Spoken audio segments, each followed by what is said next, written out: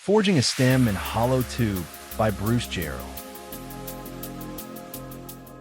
The tip of the tube is forged down to a short taper first. This will keep the tube from collapsing or cracking.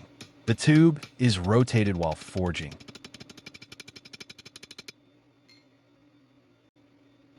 The stem section is then forged down on a bottom V die while rotating the tube.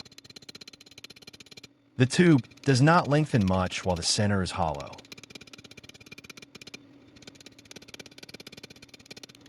Once the hollow center is nearly gone, it can be forged on a square like solid material. Like solid material, it will now lengthen as it is drawn out.